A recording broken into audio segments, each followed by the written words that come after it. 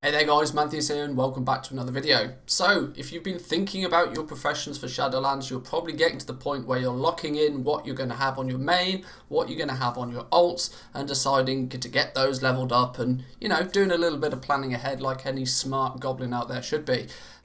Today I want to give you a small bit of information that could drastically change how you plan on setting up your professions going into Shadowlands, and something that has kind of been stealthed in by Blizzard. I've not been able to find any patch notes on this, but it's a change that's pretty drastic for how we plan to go about using our professions when we get into Shadowlands. What am I talking about? I'm talking about Crafter's Mark II. Crafter's Mark II, for those that don't know, is an optional reagent that you can apply onto any piece of craft, well, within reason, most pieces of crafted gear in Shadowlands, to increase its item level up to item level 168. It does also increase the level requirement of that piece of gear to 60, so there's a slight caveat to it. Plus, of course, there's cost implications of actually creating the item in the first place. But this is going to be Blizzard's way going forward to try and keep the profession somewhat in tune, and as we go into further and further patches, instead of having to release entire new sets of gear specifically for that higher item level requirement that will inevitably happen, they can introduce just one new crafter's mark and increasing the level ever so further in terms of item level that way, allowing to people to recraft the gear that they were previously crafting before, but this time it will just be slightly stronger with more stats on and more beneficial all around. Now, I've been doing a lot of live streaming and creating a lot of videos about the professions, and one thing that gets asked an awful lot is, well, how do I get this crafter's mark? And mainly, do I need to be level 60? And up until this very moment in time, the answer has always been sometimes, preferably, but not really. And to elaborate that on a little bit more detail, Crafter's Mark II is something that up until this point has always been, you've had to grind out a rep to get access to it, but the rep was with a faction called the Avowed. Now the Avowed, they find themselves living in Revendreth. The small little area to the right hand side of Revendreth called the Hall, near the Halls of the Atonement, is where this faction pretty much lives. And up until this point, you had to be level 57 on your main character, or your first character that you level through Shadowlands at the very least. You had to be level 57 before you could start talking to these guys. Admittedly, on your first character, I think you're probably going to need to be level 57 just to get into Revendreth in the first place. But once you get there, you could talk to the faction leader of the Avowed. You could then do a few little introductory quests, and then you would be able to gather what are known as Sinstone fragments. Now these Sinstone fragments could be turned into this vendor, and he would give you a plan. You also needed to have, I think it was revered reputation with that little side section. And once you're revered with them, you do this by just doing some simple mob grinding in the area. You could also run one of the dungeons in Revendreth to gain rep with these guys as well. He would then sell you the plan for Crafter's Mark II. Excellent. So what did we think about this? Well, we realised very quickly that you had to be level 57 on your first character, but with the introduction of Threads of Fate, it meant that we could actually start this process on our alts from as little as level 50-51. You get into Shadowlands, you get to Oribos, you choose whether you want to go the regular campaign route or you choose the Threads of Fate route, and what that would allow you to do is then go straight to Revendreth on your alts. You could start grinding out these Sinstone fragments, you could start gaining up the reputation with this faction, and simply because it was just kill mobs, get rep, it was very simple, very quick, and very easy for your alts to get access to this Crafter's Mark II, which usually meant that there was no strict level 60 requirement to have access to it. One thing I should note is that the Crafter's Mark rank 2 is currently the highest level crafted gear that is going to be available in the game. Item level 100, excluding obviously legendary items, I should really make that clear. Item level 168 gear is as high as you're going to get. Most level 60 crafted gear caps out at item level 151.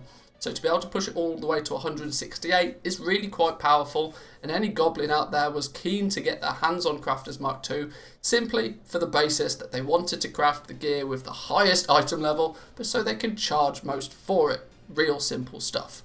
Now, what is this change that has been snuck under the radar by Blizzard, and what is going to very heavily change your decision on which professions you might take going into Shadowlands? Well, by the footage, some of you might have guessed it. Yes, we are out here in the Maw. The new holder of this Crafter's Mark rank 2 plan is Venari. Venari now has access to this and the Avowed do not. Now, what do you need to do with Venari to get hold of this? Well, you need to be what is considered cordial with Venari. Venari, unlike any other reputation in the game, is just a single character. Now, you can gain greater standing with Venari very much in a reputation-based fashion simply by doing activities out in the Maw. What does this mean for goblins out there? What does this mean for the profession people out there? It means that you are firstly going to have to be level 60. The Maw is a level 60 zone. It's the endgame content in Shadowlands, and there is no way to access this content before being level 60. Secondly, getting to the point where you are cordial with Venari to be able to pick up this plan is going to require you to play that character pretty heavily. To give you an indication, let me quickly show you right here. We did look at this a little bit on stream today, so if you missed the stream, please make sure you're subscribed and you can come and check it out. I'll give a link to the VOD down below. You can see here Venari and the reputation you gain with him. So when you first meet Venari, he's going to be dubious of you. He's not really going to trust you. But after a small amount of time, doing a couple of quests for him, doing a little bit of adventuring out in the Maw, you'll become apprehensive. Then eventually he'll be tentative to you, and then ambivalent to you. And then after 12,000 rep, you'll finally be cordial with him. So if you look at the actual total of faction rep you need with this guy, 12,000, 18,000, 20, 21,000 reputation you're going to need with Venari before you can actually pick up this Crafter's Mark rank 2. This is not going to be a guide on the Maw by any stretch of the imagination, but quite simply you get 40 reputation with Venari every time you do an event out in the Maw, and you get 60 every time you kill a rare mob out in the Maw. You are also limited to the amount of time you're able to spend in the Maw on a daily basis. So this is now become something that went from being time gated to level 57 initially on your first character, to then being potentially doable on sort of mid-level 50 characters with a bit of mob grinding, to now being strictly a level 60 item. Am I happy about this? In a way, I guess I am. It sounds strange, that's probably a hot take, and many of you are probably fuming right now that it's going to heavily limit the quality of the gear that your alts are going to be able to craft with their professions. Even your main is going to take a considerable amount of time farming the Maw. I'm easily going to go as far as to say it's going to take you at least a couple of weeks of very active play before you're going to be able to pick this up on your characters. What does this mean for professions though? It means that it really stretches out the lifespan of professions. I've been really concerned over the last sort of week or two, looking deep into these professions, that the barrier to entries to these professions is virtually none. It simply means that people were able to pick up the professions, level them to max, start crafting stuff, start selling it, huge amounts of competition, nowhere near enough people to buy it, and it was going to crush any value that these professions offer in terms of fun, gameplay, gold making capabilities, and it has some quite negative adverse effects on the economy as a whole if that happens. So arguably I would have to say that yes, I am somewhat slightly happy that at least the best gear that can be crafted is going to be restricted to level 60 characters. I guess I can say that one thing I'm not so happy with is the fact that it's on Venari and it's linked to the Maw, but I guess that's not my... I guess it's not an issue that I have with the change. It's more of an issue of the fact that the Maw, realistically, is not fun content, in my opinion. I think Blizzard needs to put a lot more time and a lot more develop into the Maw to make it somewhat of a fun gameplay experience. Right now, everything in the Maw feels like it's trying to kill you. Everything is going to get in your way. You've constantly got negative affixes applying. You've got this stupid jailer thing so that you're limited to how much time you can spend out there. The entire gameplay of Shadowlands currently is pushing you into a zone of the game that feels unfun.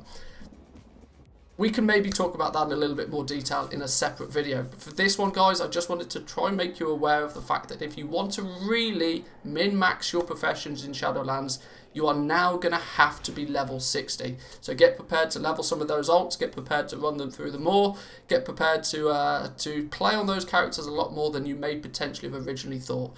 It's a good thing long term, and I really hope you get on board with that this is not Blizzard, this is not the fun police coming out in any way, shape or form. This is actually a beneficial thing long term. It's just something that was snuck in under the radar, very difficult to actually interpret and see happening. I totally by accident found this, and so I thought I should let you guys know as well, as I've been one of the bigger advocates out there for telling people that no, you don't necessarily need to be level 60.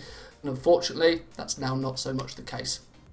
But then guys, if that's going to be helpful to you, make sure you give this video a like. If you're new around here, consider subscribing. We live stream Monday through till Friday.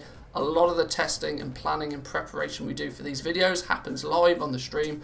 I'd love to have you come along, say hi, ask you questions. We've got quite a nice little community going on there now. But guys, enjoy that. Have a good weekend. Enjoy the rest of your day. Happy goal making, and I'll see you guys next time. Peace.